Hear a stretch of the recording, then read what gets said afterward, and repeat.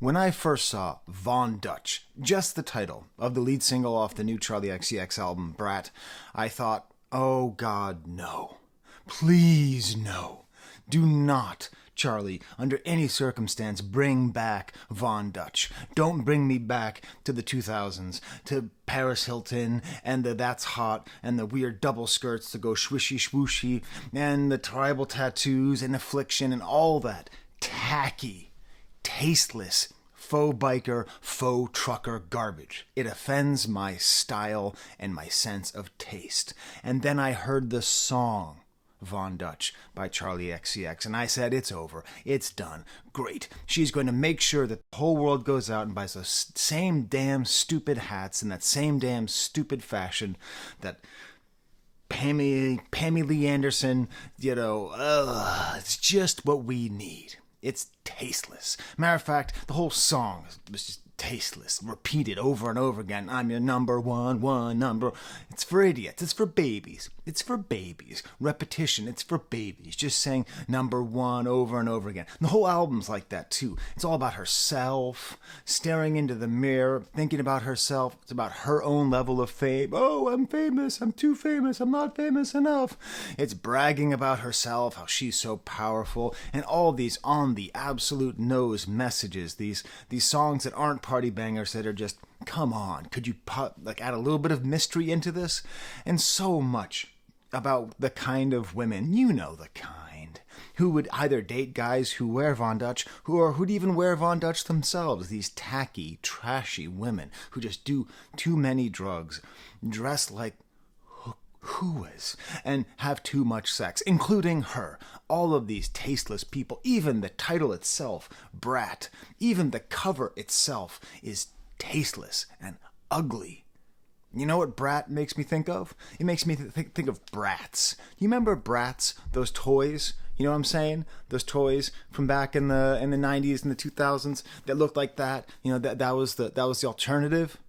That was the alternative to Barbie, and it's no better than Barbie. It's still unrealistic beauty expectations, except these girls are mean and nasty, and they all wear crop tops and have boots that go above their knees.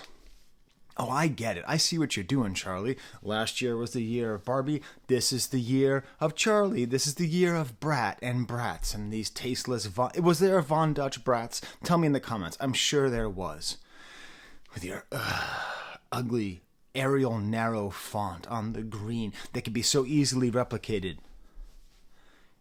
It's all so tasteless. Except, maybe it's not really tasteless. Maybe it's about taste. And the other problem with my whole little theory here about this album being so tasteless is that it also happens to be a masterpiece. Thank you for auditing the always positive new music review show hosted by a French professor who's been thinking a lot about taste as I listen to this album, which is certainly one of the best albums of the year and might end up at number one on many people's list. I don't know, probably not mine, but maybe even mine. You can see that I bought it yesterday, Record Archive. I'm recording this on a Sunday. The album came out on a Friday. I listened to it, okay? And what I want to do is I want to take you on a little journey, all right?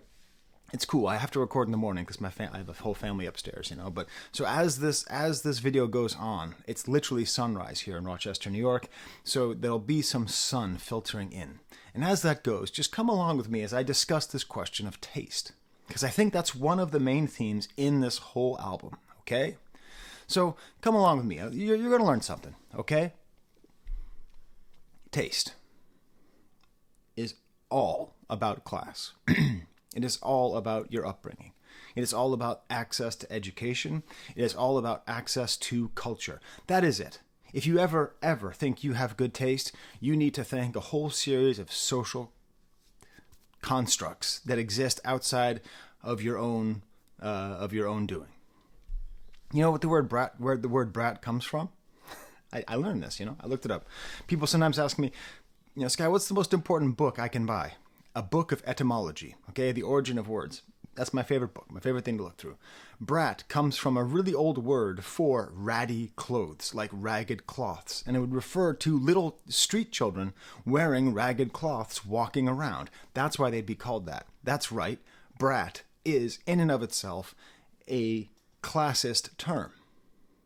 Now, is that why Charli XCX called this album Brat? I don't know. It's also the Serbian word for brother.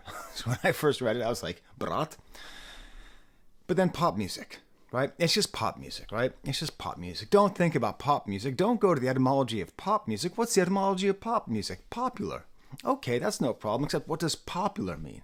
Popular doesn't mean a lot of people like it. Popular originally means, and I'm quoting the etymological dictionary here, public, commonly known, belonging to the people, general, common, devoted to or accepted by the people, democratic. In French, if you ever say that you're going to if anyone ever tells you they're going to a popular quarter, that means they're going to a working class quarter. Popular, in essence, means of the people, means working class. Pop art, popular music, is that. Now, I have a couple artifacts behind me, which are going to help to illustrate this point, okay? Like this plate here, I don't know. We'll talk about that plate. Like, is it even a nice plate or not? Like, you tell me. You look at it right now. You tell me what you think, right? Go ahead. And then this thing here. It's called Thriller. That's an album by Michael Jackson. And I want to talk to you about why my dad didn't like Thriller. Okay? Now, my dad had a lot of great points about music. He saw a Britney Spears video, and he just said, "This is belly pop." It's just a very funny point. We will be talking more about Britney Spears in a second. But when it came to Michael Jackson, he just said, he's just a dancer. There's nothing to his music. I remember, I must have been 7, 8 years old when Michael Jackson was so big. I remember him specifically telling me that it just wasn't good. I was like, I think it's good, but it's just not. And my dad's an interesting person, okay? So he went to Princeton, he went to Exeter, he had all of the possible access to culture that you could possibly have. And truthfully, that's why he didn't like Thriller. Now, my dad also studied philosophy, so I've been immersed in philosophy my whole life. He studied a lot of Kant. I don't really understand Kant that well. I can't always get everything he says. But one thing he talks about is beauty. And what fascinates me is that he understood, way back in the 18th century, he was able to understand that, there is two kind of mechanisms that go on with things that you perceive of as beautiful. Okay, first of all of beauty happens in the person who's looking, not in the thing itself. Okay, so whether or not that plate is beautiful, as an example, has nothing to do with the plate itself. It has to do with you looking at it. So there's two kinds of things that happen. There's what pleases the senses, okay, the color, the light, the shapes, etc., and then what pleases reason. What you're thinking. And the same thing goes for the song Von Dutch, okay? There's the part that pleases the senses. Is it a bop? Is it a banger? Do we like the songs? Is it well produced? Are the lyrics interesting? Is it sung well? And then there's the reason. Jesus Christ, she's going to bring Von Dutch hats back. Damn it, anything but Von Dutch, okay? The way that Kant described beauty was sort of in between imagination and understanding, in this kind of place where we really have to bring a lot of non-aesthetic considerations into the picture to understand what is beautiful or what is not, like that blue and white plate, okay? As I went on, I started studying French philosophy. Now, my Bourdieu books are in my office, because I do actually have an office. I am an actual professor. So this is the book. I just printed out a picture of the cover there. Distinction by Pierre Bourdieu. Maybe you've seen it pronounced Bourdieu or Bourdieu, Bordieu. Props to a frequent viewer, a Bourdieu fan, who always comments on my videos. And also, if you want to go a little bit, I want to thank also a YouTube channel called Flicker Theory. It has a very good 5-minute introduction to these theories. I reread a lot to get to this, but they did a really good job of synthesizing it. And what Bourdieu understood is that when we think about how we interpret art, whether it's Charli XCX or whether it's I don't know, some complicated, complex Picasso painting or anybody, right? He didn't really focus on the aesthetic part. He focused on that other part, the reason part. And what he was able to understand, and what is very clear once you study it, is that the contempt that my father had for Michael Jackson is a result of his upbringing, is a result of his education, is a result of his privilege.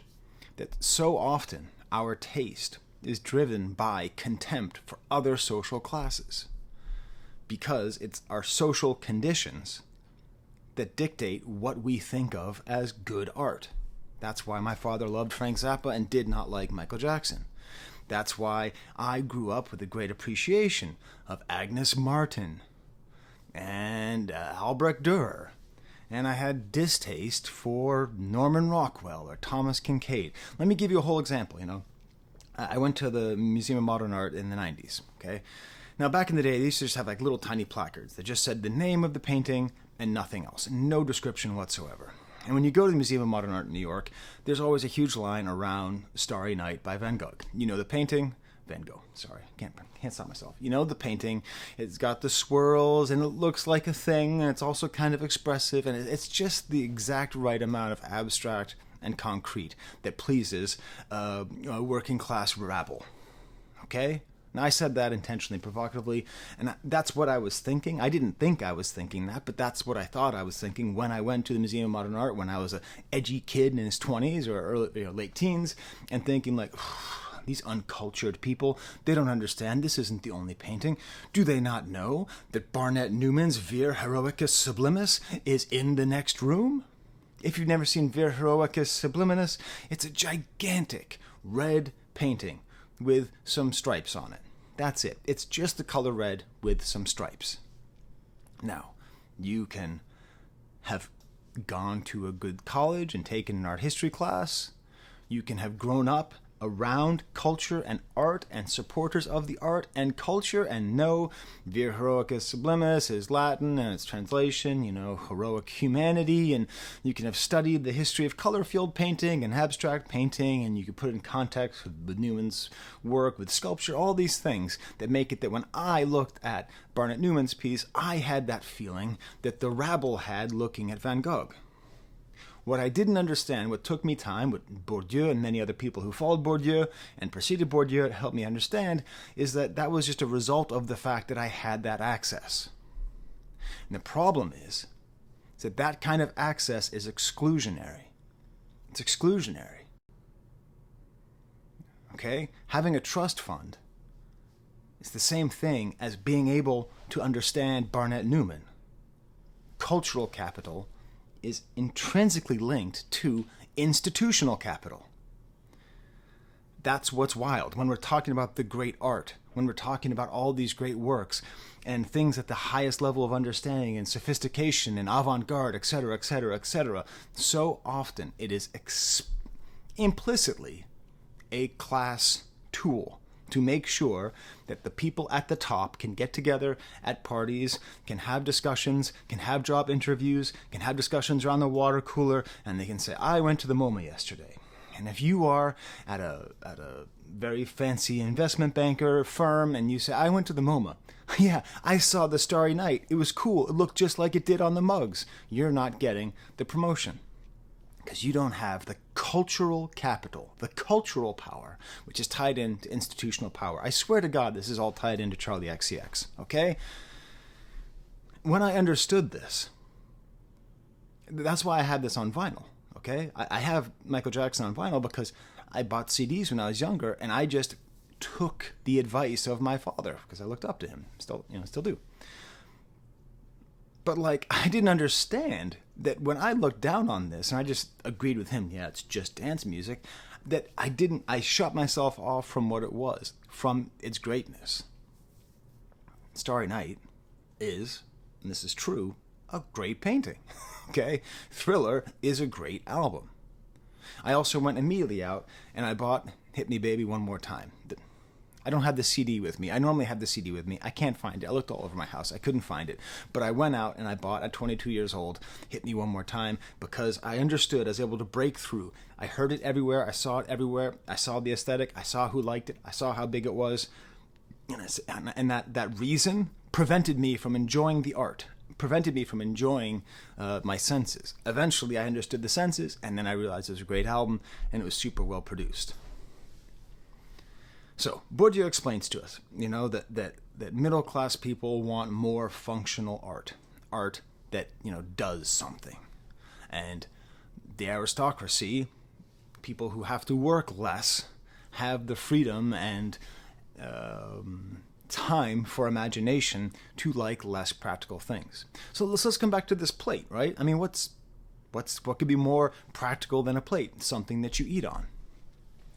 So when my dad died, the February before last, he had a beautiful collection, chaotic collection. Okay, he had a lot of great taste, and he would buy good pieces of art. Not like museum level, but like art that's worth saving, important pieces. Some of them I have in my house.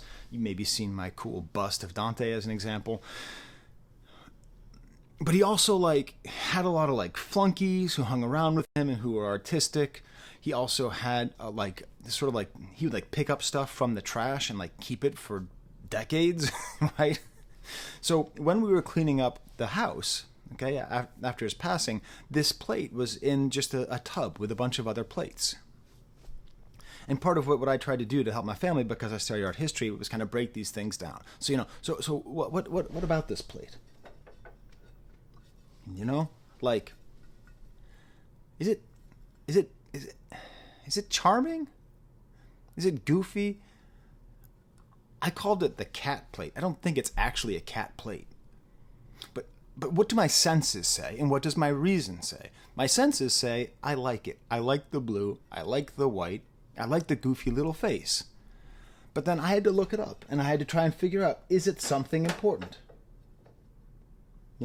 Is this by some great ceramics artist like John Glick or Viola Frey or Joan Miro or Picasso, right? Whatever, any kind of named artist. And I did all this research, and then finally after talking to my brothers, it's just, my parents had a place in New Hampshire. It wasn't quite a commune, but it was kind of a hippie deal, and it was just some hanger-on, some dude who's into ceramics and made this, and maybe one of my brothers did the design. We don't even remember. So it's just some goofy ass picture of a cat, So is it value? Is it valuable? Is it worthless? Would you keep it? Would you keep this painting? Would you this plate? Would you throw it out? Would you keep it? I don't know. So class and taste. It's all tied into aristocracy, to the power of good taste. I do want to make one quick note here. I don't do sponsorships. So sometimes, in addition to giving lectures, I give a public service lesson.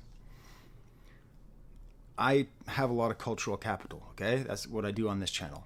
I share that with you. I've read Bourdieu, and I've read all these things, and I've had access to all this education, and I tried to share it with my students. I work at a small public university. I do not represent them, but I work there. And I try to bring this to the children of the state of New York, the mostly working class children of the state of New York. And as time has gone on, my job has gotten harder and harder, and I have lost more and more classes, and I don't even have a French major anymore to teach. Now, if you listen to bureaucrats, if you listen to politicians, this is a good thing, because those things are not practical, we are told. It is not practical for a working class kid to understand 17th century French theater, or to understand philosophy, or to understand most of the things in the humanities. They should be learning engineering. They should be learning, they should do an internship at the Amazon factory, at the Amazon cruelly named fulfillment center, right? They need to be just working on figuring out how to be cogs, because working class rabble do not deserve and should not be bothered to learn any of these things with real cultural capital. They need to be kept down and put into the machine and churned out. And every single year, I see parents who come up and ask me, what can they do with a language? And I try and tell them it's all also practical because it's helpful if you're a business person to talk to hundreds of millions more people. But eventually they all, not all, but they, for the most part, across the country, across the entire country, our public education system is failing our students. It's failing working class and middle class kids by telling them they do not deserve to have higher cultural capital. Keep all of that at the top, at Princeton, at Harvard. Make sure that all the people who understand Barnett Newman don't come from reasonable means. You know, the joy of life of humanities and this source of power. So that's why I do this channel, okay?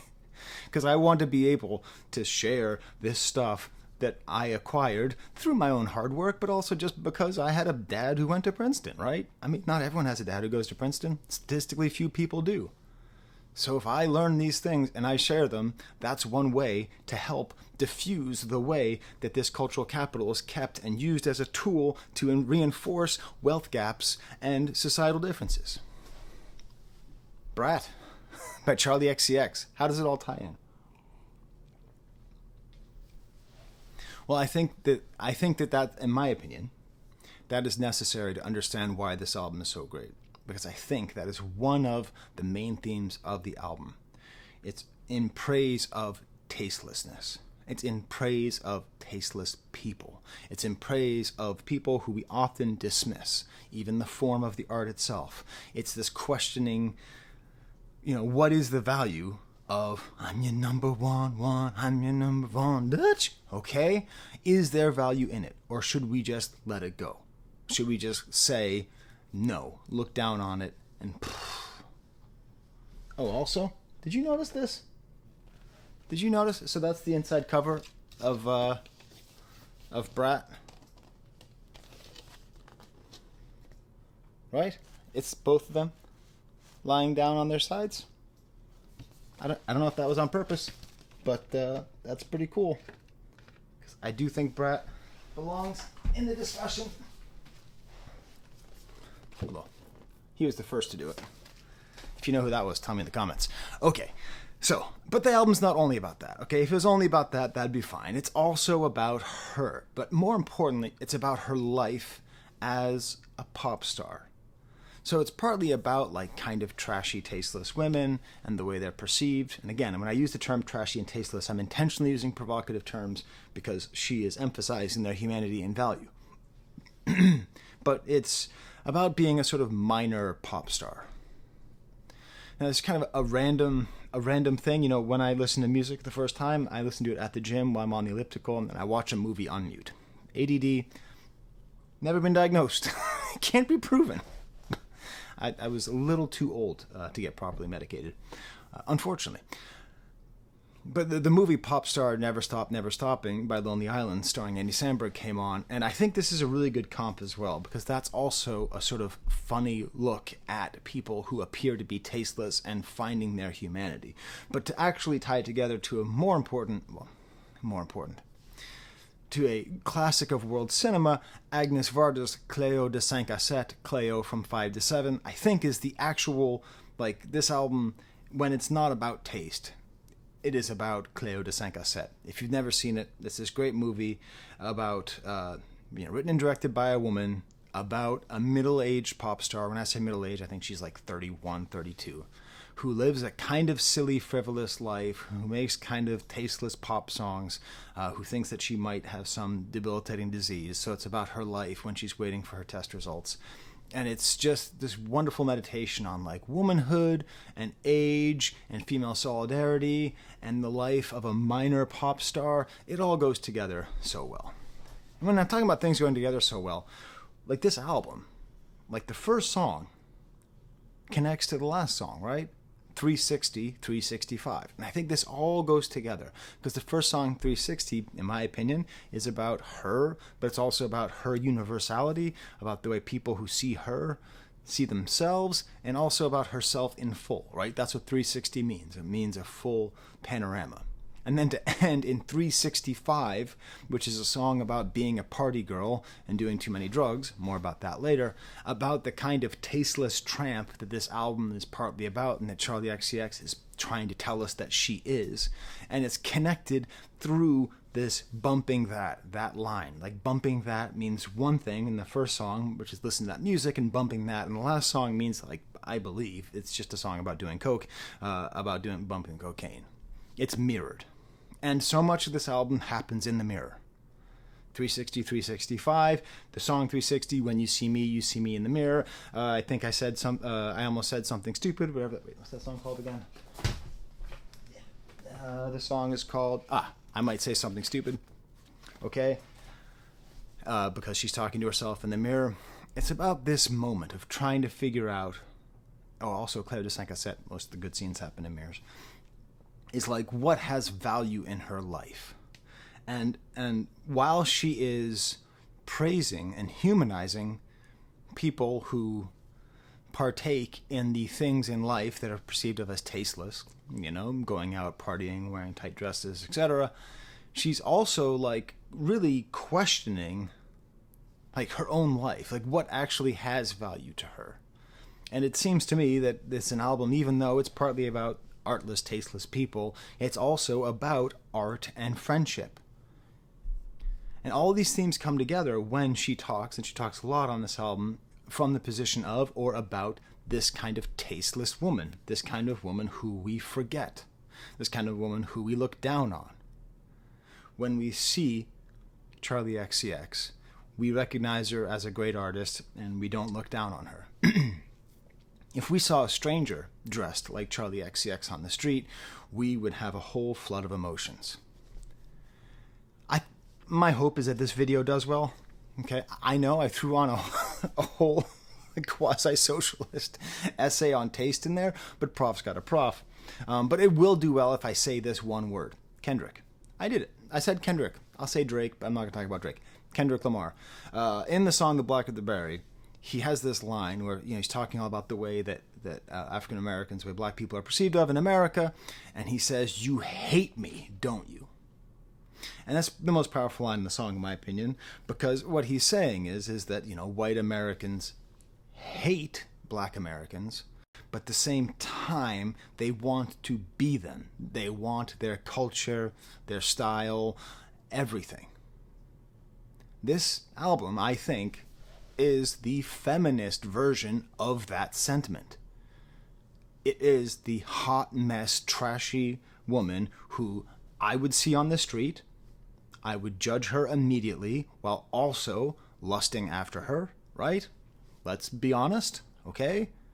If I see a woman dressed up like if I see a 22-year-old Instagram model dressed up like a Brat's doll, I am going to have the reason, my perception of beauty, there will be the senses and there will be the reason. The reason will say, well, that's just a lost young woman trapped up in weird YOLO consumer capitalism and probably debt and all this bad stuff, but then the senses will be turned on. You hate me, don't you? You want to kill these women. You want to put them to the side. You want to crush these tasteless reminders of just gutterness. But then also you want to be with them. If you're a woman, you also want to be them for their freedom, for their joy, for their hedonism. And if you're a man, you want to be with them for their freedom, their joy, their hedonism, and their attractiveness. You hate them. And she's singing about them. Because you hate them, and you love them, and you want to be them, and you look in the mirror, and that's who you see.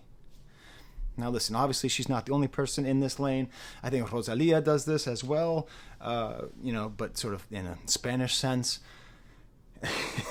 I also listen, I have a very awkward relationship with Ted Lasso.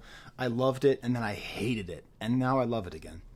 And in particular, the character of Keeley, I think, is a good example of someone trying to humanize this kind of person. Because this album is about the value, the humanity of those people, and maybe the deeper thoughts that are going on that we don't see. These tasteless, mean girls who are doing drugs, these garbage people. Am I going too hard with my intentionally provocative cruelty?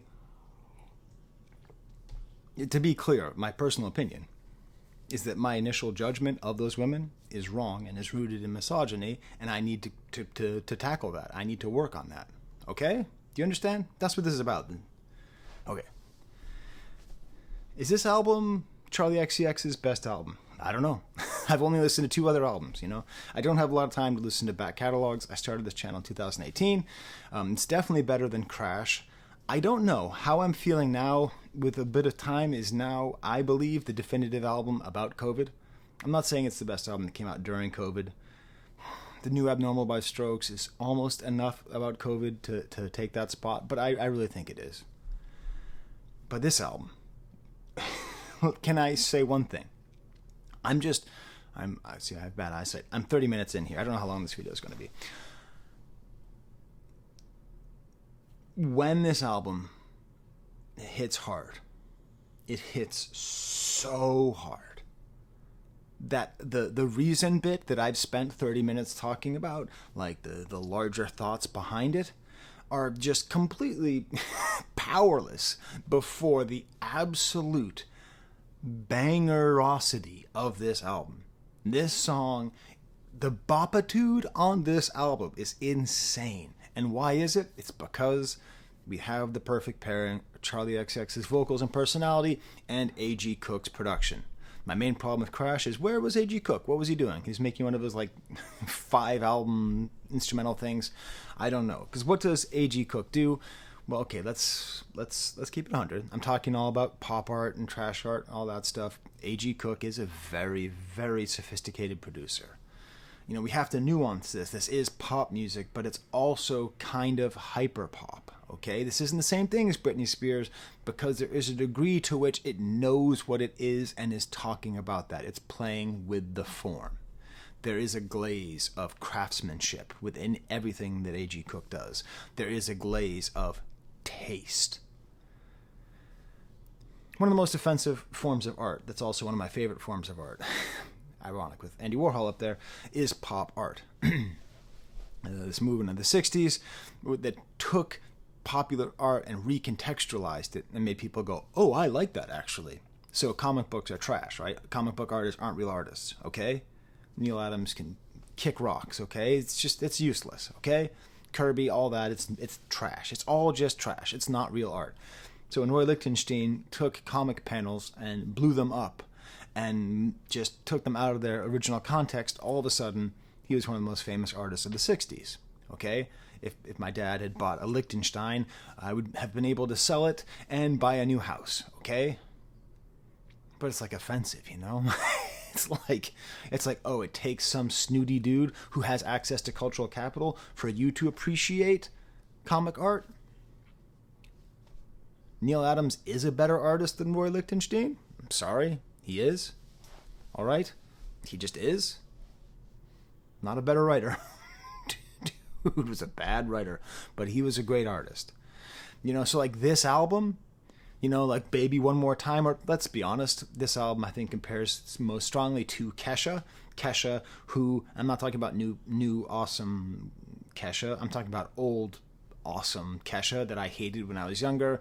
We're talking Von Dutch Kesha, we're talking 2010s, we're talking That's Hot, Paris Hilton era, women like the kind of personality that she was putting forward and the kind of ratty pop music that she was making. One could be ungenerous to this and say this album is like the Roy Lichtenstein interpretation of the Kesha album original, which was just the comic book. That's not in my notes. I'm just thinking of that right now. I have to think about whether or not I agree with that point. I think I do. I think it's a solid point. And also, you know, Kesha sings mostly in the first person. This is mostly in the third person. Sorry, my dogs are right behind me. Toby's having some water. I got a new microphone, so it picks up sound really well. So I'll have a sip of my coffee while you listen to Toby drink water. This is the point where I say, if you like this video, please smash the like button. Please subscribe. If you put in the letters AVAA, that means awesome video as always. I also have a Patreon, and sometimes I ask if anyone would like a shout out on a video. And this is the most requested video ever. So allow me to burn through these. We got Zach, Harlan T, K-Man the Generous, Bobby White, Dan Russo, Andrew Thompson, Jack Dyson, Andy Scudder. A lot of requests. A lot of people really like this album. What's funny is, like, my wife generally doesn't like hyperpop. She doesn't really go for, 100 gecs, etc. But she really liked this album. Is this the album of the year? I'm going to do one better. This is the album of the summer. And I think that's better for an album like this. I think an album like this, with its life, with its vivacity, with its energy, it would be better to put it in the context of album of the summer versus album of the year. So let me give you an example song. You know what song I have to go with. I have to go with Von Dutch, co-produced by Finn Keen. And remember how I said it's for babies? You're damn right it's for babies. The ability to write a song for babies is really important. And when I say babies, I literally mean babies. Okay, so I have a almost 2-year-old baby right now, and she loves music and she loves dancing. And whenever we listen to music, I always count 1, 2, 3, 4. 1, 2, 3, 4. I've been doing it since she was 1 month old, and we were listening to Elephant Man's Bones by Rock Marciano and Alchemist. Okay, 1 day old. I've been doing this just from the beginning, so she understands rhythm. And so we were out on the porch, and we were listening to this song, and then she heard it. And even though she'd heard the song like 3 times and didn't react to it before, this time she heard it. And she started doing what I'm going to call the number 1 dance for babies, where she doesn't know how to do 2 and 3 and 4. It's too hard on her hands. But she heard number 1, number 1. So she started doing this dance, which is the cutest damn thing I've ever seen, with her hands up and just going like this, just walking around like that, okay? So whenever I want you to do this, next time you hear the song, just do the number 1 baby dance, kind of crouch and just do that, because that's how you dance to this song, because it's so catchy. The vocals are so well produced. This great grimy all these sounds. I'm your number 1. I'm living that life. Von Dutch, cult classic, but I still pop. I mean, all of it. The whole album's right there in that one line. Von Dutch. Classless, tasteless, cult classic. That's also the truth of Charli XCX, that she is a sort of niche artist who, even though she has some crossover potential, she's mainly for female pop diva nerds? I don't know. I don't know what we call, like, the super fans of Carly Rae Jepsen. You tell me in the comments. What do we call the male fans of Carly Rae Jepsen and Charli XCX and sort of female divas? Okay, you tell me, because I don't know if there's a term for it. In her description of the song, I read an interview with her, and she just says, they have so much criticism of you and the way that you do things, it's almost an obsessive kind of way where they can't look away. And that's the whole point. You're obsessed with me, aren't you? You hate me, don't you? This is about that hate. This is about her saying, I am the trashy queen. And you will dance to my music. You will want to be me, and you will want to be with me. For I am trash, and I am art. Why do I think Charli XCX talks like that? No, she doesn't have a British accent. When she stops singing, she's like, shall we go out and get a curry? All right, I'm going to go through the rest of the album a little bit quicker. I don't think I'm going to go on any more philosophical rants here. 360 opening track, co-produced by Circuit, which is nice. I like Circuit. You know why I like Circuit? Because how do you not like Dr. Luke's production? Okay, speaking of Kesha, speaking of trashy pop, Dr. Luke is so good. But he's a bad person, right? He mistreated and abused Kesha, allegedly or confirmed. I don't know. Point is, probably not a good person. I mean, if you really want, I can't stop listening to Kim Petras either. So, whatever. I'm a hypocrite. I still listen to Dr. Luke, but Circuit worked with Dr. Luke and is sort of like an unproblematic Dr. Luke. A really good producer. I would say this album, as much as it is A.G. Cook just staying super strong, for me, this is my recognition of Circuit. Just simple little synth sounds, a little break before singing. There's a lot of sort of Carly Rae in here. This great kind of thumping bass, a little bit off rhythm. A very simple song. And this is that idea, when you're in the mirror, do you like what you see? You're in the mirror, you're just looking at me, I'm everywhere. So on the one hand, this is a kind of typical, power fantasy that happens in a lot of pop music, where pop stars talk about how they are the most powerful people in the world, and like you try to to try to empathize or like feel like you are like them, right? Whatever, it's been going on forever. I mean, when Robert Plant says in Immigrant Song, we are your overlords, you know, like you feel like, yeah, we are, you know, like you have that kind of power. And so I think she does that a little bit, but really I think it's more tied into those larger themes that I'm talking about. This theme of like hatred and obsession and identification and repulsion. And it's also about art, because she directly mentions You're Gonna Jump if AG made it. That's AG Cook. If you love it, if you hate it, I don't give a fuck. That's the other thing that she's saying. You know, she's a pop star who doesn't care if you like her music, but also she does. That's the other thing this album's about. Club Classics. Oh my God. Club Classics. I guess it's co-produced by George Daniel, and I guess George Daniel is dating Charli XCX, and I guess he's the drummer for the 1975. Those are all things which I believe are all correct. I try not to do a ton of biography, but you know, I look up the producers when they're on here.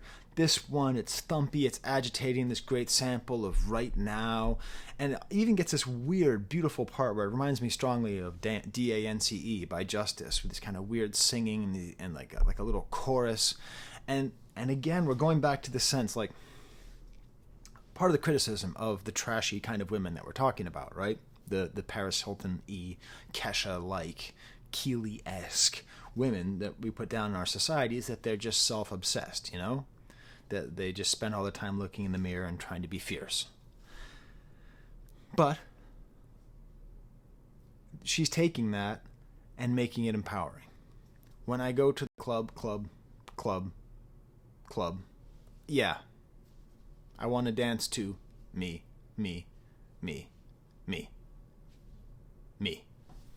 I emphasize the repetition because this album is for babies. I'm a baby. So when she's doing this, it's a really powerful thing because she's talking about wanting to dance to her own music. Okay, now there's famous stories. A lot of people who've ever hung out with Kanye say that when you hang out with Kanye, you just have to listen to Kanye's music. He'll just be like, sit down, we're going to listen to my new songs, which is horrifying and delightful at the same time. But again, this is a sort of empowering thing, where instead of saying that she wants to dance to someone else's music, she wants to dance about hers. But at the same time, she talks about dancing with and to all of her other collaborators. I want to dance to Hudmose and Hudson Mohawk. I want to dance to Sophie, her deceased former fellow pop star and collaborator. I want to dance to AG, previously mentioned. I want to dance with George, who simultaneously is her boyfriend and the producer of this song. That's kind of a cool thing, right? She also apparently makes a reference to Tight Like Mike kind of flow. Apparently she's making a reference to Mike Skinner of The Streets. It was supposed to be so easy. And, okay. I get it. Do you see why I don't edit my videos? Because you got to see me understand something in real time. Mike Skinner, The Streets, does for lower class British men who we look down on what Charli XCX does for lower class British women that we look down on. His sort of like street level, pasty, heavily accented image of Britain is like the male version. Awesome. It's great, right? Ooh, I saw The Streets in concert back in like 2002 or something. I think a Streets Charli XCX tour would be amazing. Then we get to the song Sympathy is a Knife. The poetry of this album, I mean, just what a name. Sympathy is a knife, right? And it's true, like if someone's sympathetic to you, it can cut you, all right? Because it can feel patronizing, even when they don't mean to be patronizing. Sometimes sympathy is a knife. Great kind of ratty attacking synth, so many layers, so catchy. And this is one of the other themes of this album, female collaboration and female competition. Girls and women are constantly pitted against each other, from Glorilla and Sexy Red to Lil' Kim and Foxy Brown to Britney Spears and Christina Aguilera and to Brat and to Barbie. Okay? That's what we're talking about here. It's Bratz and Barbie. This is Bratz and Barbie question right here. because this is the Charli XCX and Taylor Swift song. I don't know if that's true. I read it somewhere. And when I read it, it made a lot of sense. And even if it's not actually about Taylor Swift, maybe it's about, I don't know, some other great female artist. St. Vincent. Who cares? Lana Del Rey. Lorde. All right? Britney Spears. I don't want to share the space. I don't want to force a smile. This one girl taps my insecurities. I don't know if it's real or smiling. One voice tells me that they laugh. George says I'm paranoid. Right, she's making direct reference to her boyfriend. And then later, there's basically, so like Taylor Swift dated the singer.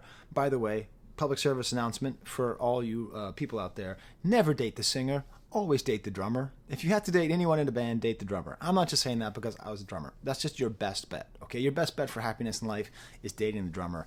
Definitely don't date the lead singer. It gets like weirdly dark with like buying a gun and like what's going on here, but it just develops so nicely, all these sounds. And it seems like it's about, I don't want to see Taylor Swift backstage at my boyfriend's show, finger crossed behind my back, I hope they break up quick, which of course they did. But then we get to this question of, I couldn't be her even if I tried. So like, do you see why this album is so great? 45 minutes in, you probably are on board with this album. Either that or you love me talking, okay? So obviously you know. Why not both? But this whole album is about her strength and she's fierce and all this, but then here's her insecurity. Her real insecurity is that she can't be the Barbie doll. She can't be Barbie doll in like the powerful sense of the movie, not in the not in the sense of like a sort of fake image of femininity sold to hurt young girls. She can't be Taylor Swift. She can only be Charli XCX. She can never be a superstar. She can just be a star. She can never be a transformational blah, blah, blah, blah, blah. She's only ever going to be herself, which ties in beautifully to the next song. I might say something stupid, produced by Gesaffelstein, one of my favorite producers. I review everything Gesaffelstein does. Worked on Yeezus. His work with Skye is just amazing. He's just a great producer, ridiculously underrated. He belongs in the conversation with A.G. Cook. He truly does. He's that good of a producer. But for some reason, he doesn't have that popular perception. But this is like a nice kind of down moment, gentle and nice. It's crucial to have a down moment here and this album that just goes so hard. These distorted synthesizers. I might say something stupid, talk to myself in the mirror. Wear these clothes as disguise. So again, we're going behind blue eyes. We're going behind the person. We're seeing the reality of who she is, and she's okay, right? Do you know why this is a good album? Okay, so she is looking into. You look into the mirror, and you see her. She looks into the mirror, and she sees a fake. There's very complicated transitive properties here. It means you're fake. I'm sorry to say. Is there any singer better communicating emotion with autotune? I don't know. There's a lot of very talented rappers who communicate emotion through autotune. There's a lot of great pop stars who do it, but I don't know. She's just so good. I don't feel like nothing special. I snag my tights out on the long chair. I guess I'm a mess and play the role. This whole theme of out there. I go so cold. I don't know if I belong here anymore. This is that song about being kind of famous and it just gets cut off. It just gets cut off. Like she's so distraught and so lost that it gets cut off. Next track is called Talk Talk. I don't think it's about the band, where the drummer from the band was on the Beth Gibbons album, which I also bought at Record Archive yesterday. And this is produced by Hudson Mohawk. And this is weird because Hudson Mohawk is another one of these producers who was on Yeezus, who's ridiculously important. Arca, Hudson Mohawk, Gesaffelstein. Hey, what did Kanye ever do for the world? Well, he helped those three artists a lot. The on Blood on the Leaves and Arby's commercials, the kind of like low chugging badass horn sound, like that's Hudson Mohawk. As far as I know, Correct me if I'm wrong, EDM heads. He's the person who at least popularized it, if didn't invent it. So I always expect that whenever I see Hudson Mohawk, but not this one. This is just a nice, simple club banger, very Daft Punk kind of Discover era. This is weirdly my wife's favorite song. We're listening to this, and she's like, she just loves it. And I just, you are watching a French professor. I've already talked to you about Bourdieu. Let me take you way back to the medieval ages, okay? You ever heard the term courtly love? It's very simple. Courtly love, primarily in the Aquitaine region of France, but in the medieval era, was a way of discussing love. It was a kind of love. It was between a knight and a lady, okay? A noble lady. And the key of courtly love is how far away it was. It would be a knight who would fall in love with a woman from a distance. And he would literally, he would put her on a pedestal in his mind, and his love for her made him more noble and more strong and more valorous. She's always married, always in some kind of prearranged marriage.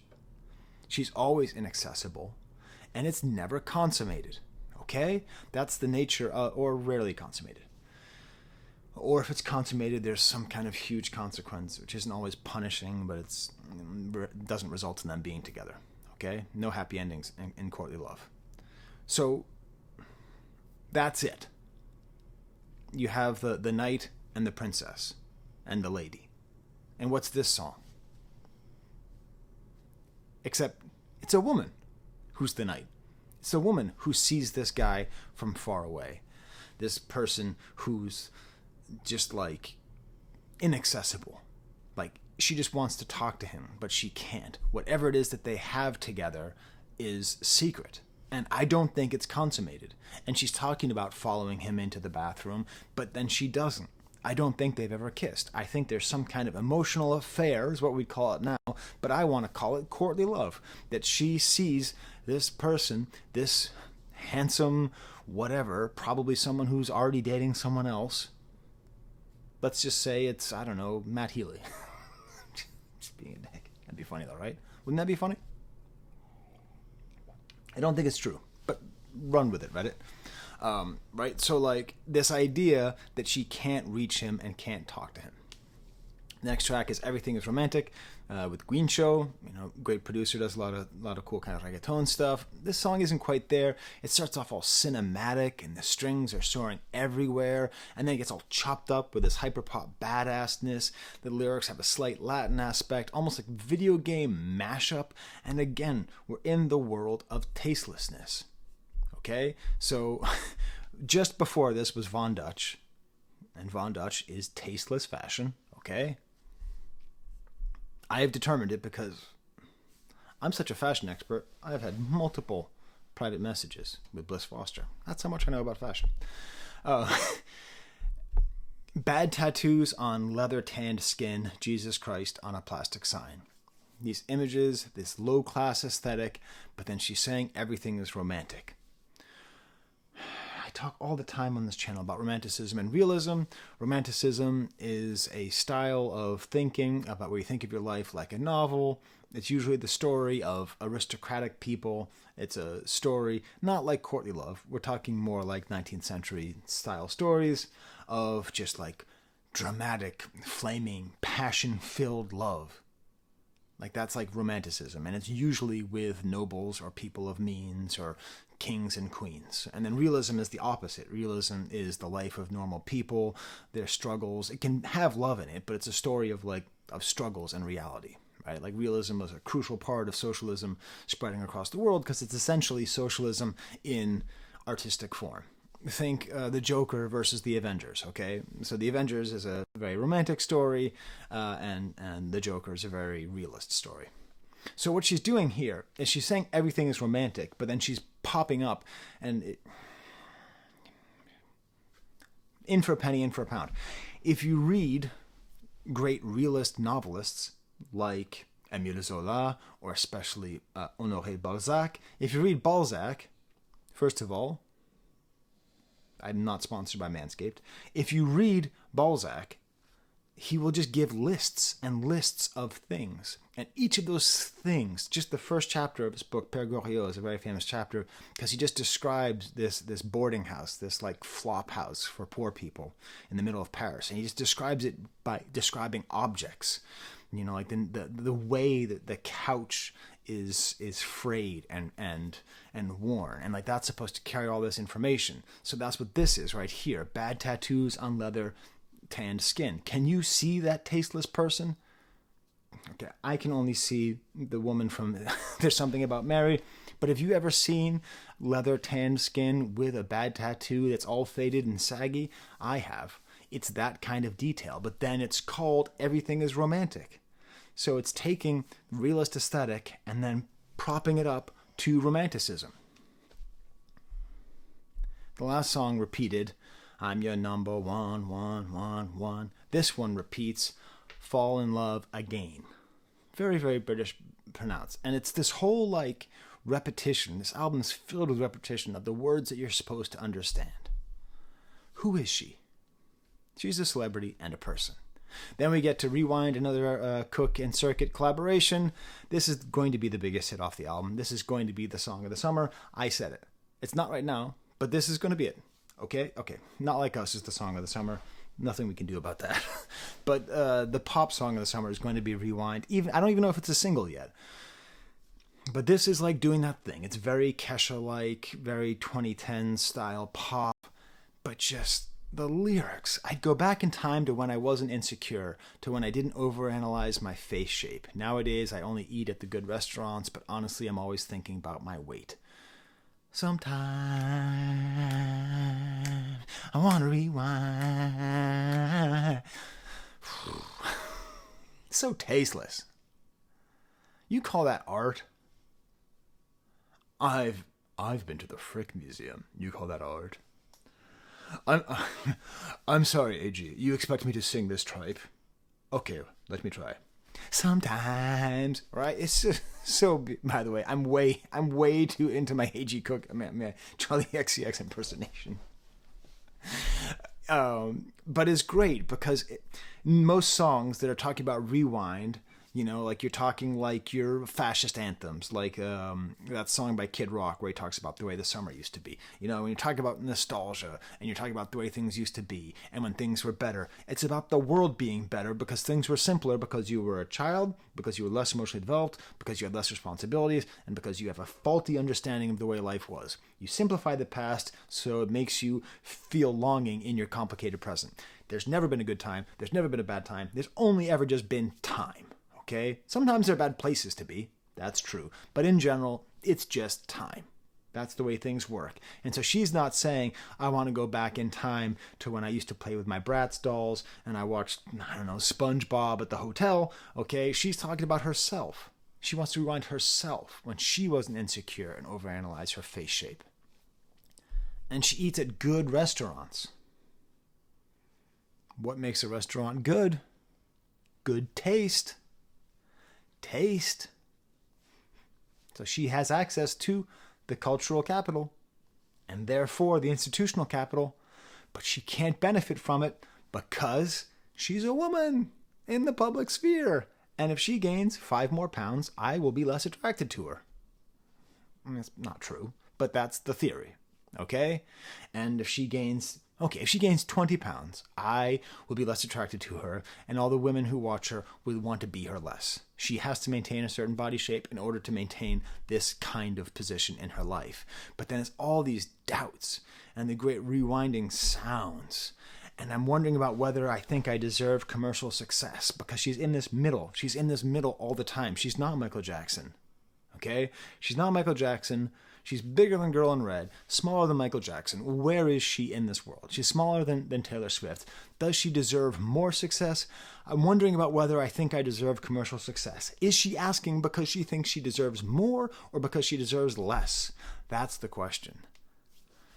Great little house-style bridge, a little break, and these scratching and insane moments. Rewind. Next song is called So I. Listen. We've already had a song about Sophie by St. Vincent earlier in the year. Great song. So, this is just This is just a cheesy ass song that's just trying to capitalize on the death of a beautiful young woman. When I saw there's going to be a song about Sophie, I was cynical. I was just like, do we need more? Like, we know she's gone. We know that she was great. We know how important she was. What's the point? Do we need this? And then I was crying. Let me tell you why I was crying. It's for this line. Think, if you know the song, what's the line I'm going to pull out here? You're a hero and a human. Oh, that's the best lyric of the year. It's so good. It's such a good lyric. Because when people die, they become lionized. When they become famous, they become lionized. Is Charli XCX a person to you? No. She's a pop star. She's a brat. She's a whatever. She's a goddess. Okay? Every time you refer to your favorite pop star as a goddess or a queen, do you know what you're saying? You're not a human. You serve me. You serve a function to me. Okay? I know it's fun and it's cute to call people your queen. You want to really compliment Charli XCX, call her a human being. Because that's what she is. And this whole album is a lot about trying to humanize people who are unhumanized. So when she says that, now listen, I was being facetious because Charli XCX and Sophie worked together. They were legitimately friends. So listen, this song, remember I was talking about the tastelessness of the album? This is not an artful song. By that I mean it's not filled with artifice.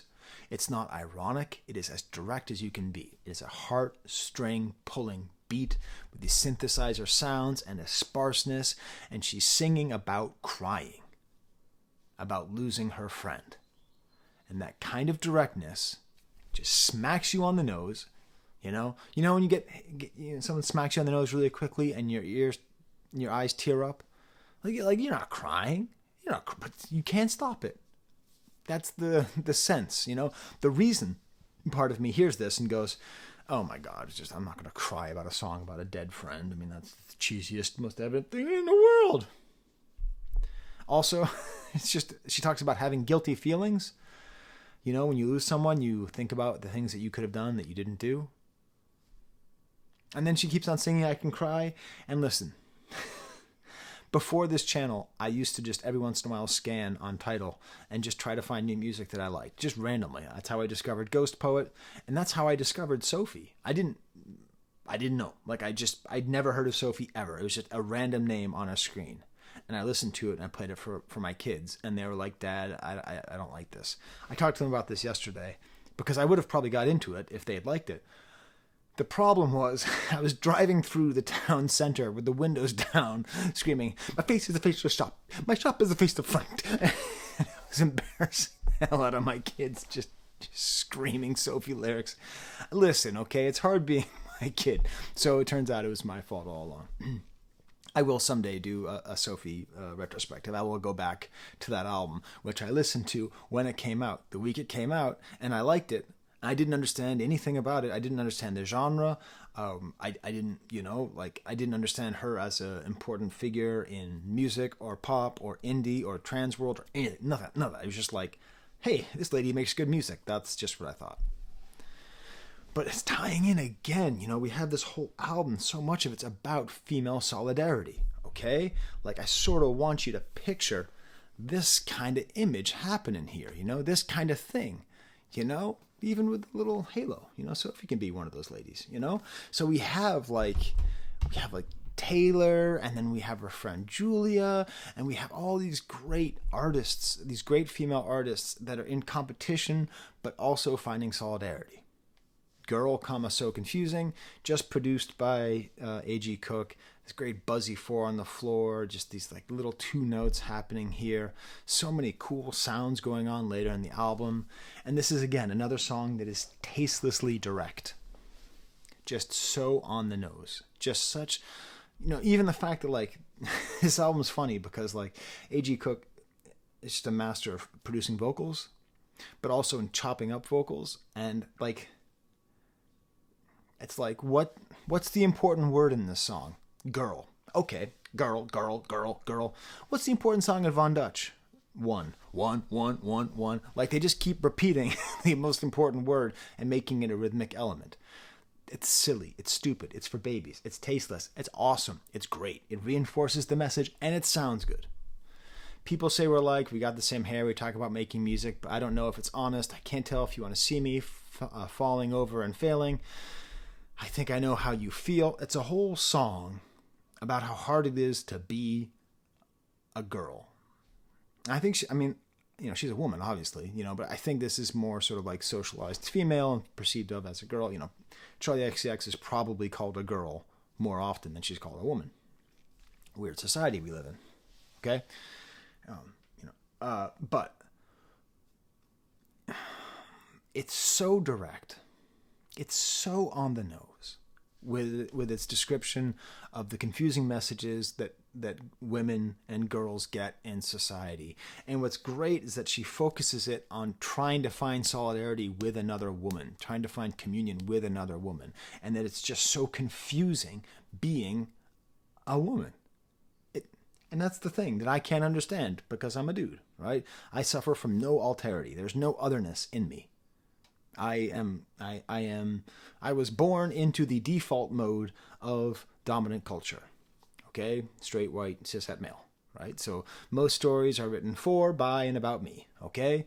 So because of that, nothing's confusing to me. I mean, of course, tons of things confusing to me just because existence is confusing, but the way that she's describing, anyway, it's great. Next track is the worst track on the album, Apple.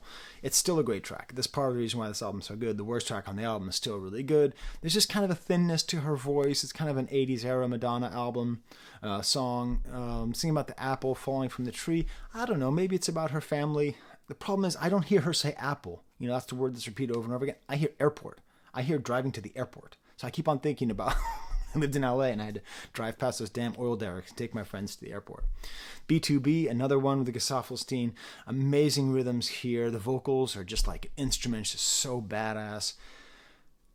Taylor Swift, Olivia Rodrigo, both had songs, Get You Back, Get Him Back. Now it's Back to Back, Back with You. We're in a weird sort of moment of the difficulty of going back to a bad relationship. That's a big theme in pop music. This might be like my favorite song to listen to on the album just because it just goes so hard, as you kids like to say. And again, what's the most important word in the song? Back, back, back, back, back, back, back. I don't want to feel feelings.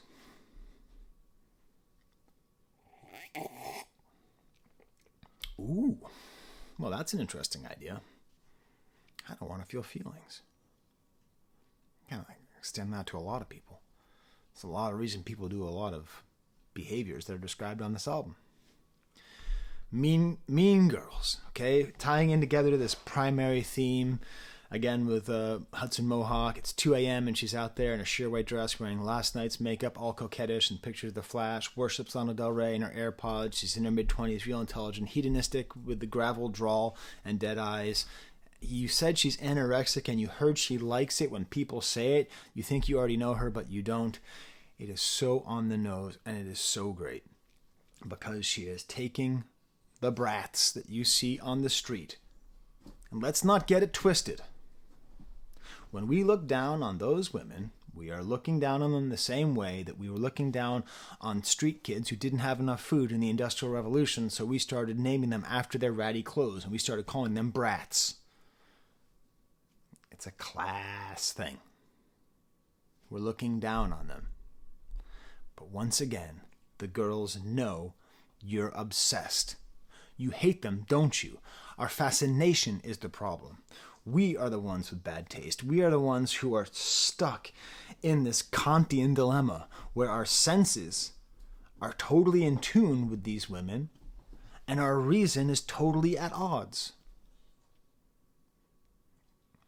That's what great pop music does. If you're not up in your head, then you don't have to have this problem. But if you're an intellectual, if you're an elite member with a lot of cultural and institutional capital, you can't just listen to a song like Hit Me Baby One More Time and like it. What the hell is this piano breakdown? What's going on here? What is up with this production on this album? God damn it, this album's good. So many layers. Then we get to the song. I think about it all the time. Okay, just what? Okay. So this is the inside album cover to it, right? It just has all the... There's not a bad track on this album. You understand me? Apple is the closest thing to a bad track. But we're here, the second to last track, and we had this amazing combination where we have Mean Girls, which is an anthem about young women acting out, being stupid in the eyes of society, going out, having fun, partying, being Keely, being Charli, being Kesha, being Paris Hilton, although the class aspect of Paris Hilton, should probably take that one out because that's a little bit different, but fine, okay? And then we got to think about it all the time. The most on-the-nose lyrics you can have, okay? It's about being a young woman who's thinking, hey, am I going to have a baby? Am I going to have a baby sometime? Because I have to start thinking about that. I'm about to have a baby. I'm 47 years old. If I was a woman, I wouldn't be having a baby right now. I'm 47 years old. I don't have to think about these things. I don't. I could have a baby in 20 years. I could have a baby in 30 years. Okay? This is the way it is. Are there other songs about this topic? Sure. And movies and books and everything. But Charli XCX, this whole album has had this like vocal production and this just elite pop construction. And on this song, it's so simple and her voice is so fragile. And there's, as far as I can tell, no auto-tune. And her voice is so thin. And the keyboards are like, all the music is just like changing tones, like pressing buttons on a keyboard and changing the tones. It's so earnest and cheesy and tasteless. And there's just a part where she just says, like that's the hook. It's her going, and talking about meeting a baby for the first time. I have to admit it. It reminded me of Don't Hug Me, I'm Scared. I could imagine one of those three creepy puppets singing the song. Can you imagine one of those three creepy puppets singing the song? Because I can. And then she talks about how her career is so small. All these layers of themes that go into this album, like how big of a star is she, the nature of womanhood, the nature of sisterhood, and all that, and then the class and the taste and all these things, and just her career so small compared to a baby. So we have just like a story about party girls going out. Then we have, hey, whoa, I'm not going to be this age forever. Maybe I want kids. And then the album ends with another circuit banger, 365, Circuit and A.G. Cook. Bloopy sounds, the hardest techno song. Listen, I've got like IBS, not irritable bowel syndrome. I have some kind of thing where my tendons on my knee are messed up and I can't go too hard on the gym. And this song hurt my knee. Charli, knock it off. You're hurting my knee. Because the song ends so hard. The song is so filled with so many great little instances of just absolute techno bliss. And it's all about being a party girl. And this is where the term brat comes in. I'm a brat when I'm bumping that.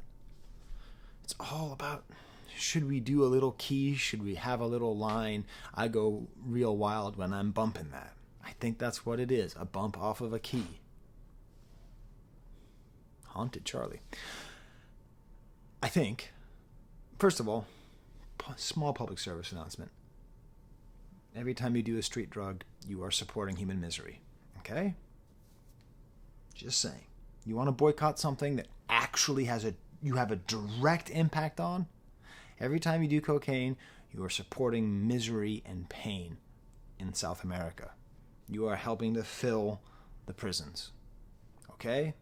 Now, it's an institutional problem. The problem is not the drug or the person who does the drug. That's not the problem. The problem is all the institutions around it. Faulty systems.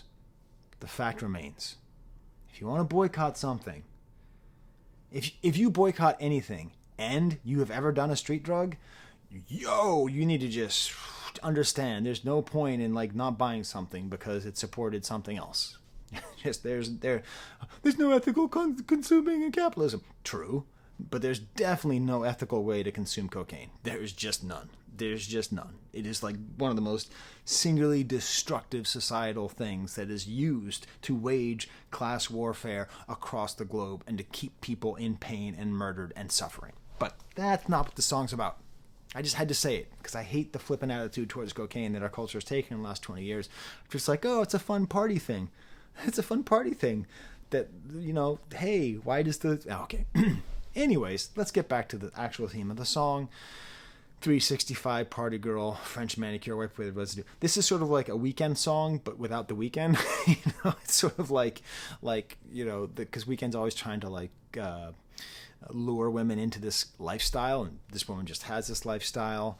And I love it ending like this. Not only because it has the beginning and the end, and if you listen to it on streaming, then it just restarts over again, and you have the woman in full 360, and then the party girl 365. Yeah, I know, it's about drugs, I don't like that, but what it really is, it's just a tasteless woman. It's just a tasteless woman who's just dancing and partying and being super ratty. And it's all tied in together. And it's a great song. My reason doesn't always approve, but my senses absolutely do.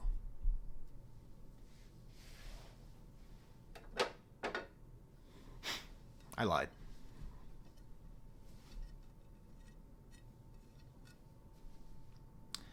This is a Picasso. Now, I didn't lie. It was sitting in my father's basement. My sister-in-law discovered it at the bottom of just a bunch of other stuff. But this is a Picasso. Okay? This is a Picasso limited edition plate from 1963. One of 150. I bring that up because I told you to ignore the reason and just have the senses of just this little face. Maybe you like the plate, maybe you didn't. But look at what happens when I put in all of that cultural capital. Because no matter how, there's some art that transcends all class, right? The Mona Lisa, Michelangelo, Picasso. There's certain names that just we understand mean cultural, that mean cultural capital. So just so you know, I'll just give you a little art history lesson. Okay, this is a great book I picked up in the Picasso Museum in Paris. Les années Valoris.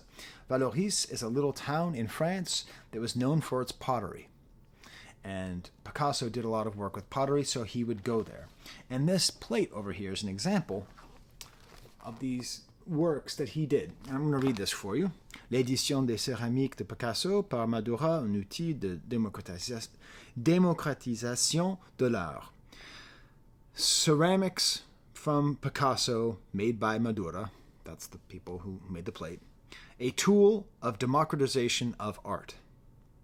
Picasso intentionally made these plates because he was so mad that only people with high amounts of institutional capital could afford his art. So he had the idea. He would work with these craftspeople, primarily this woman, Raimi. Just so you understand how real deal it is. Look, there it is in a book. All right? What more do you want? It's in a book. Okay? Mostly with this woman, Raimi, who you see on the back there.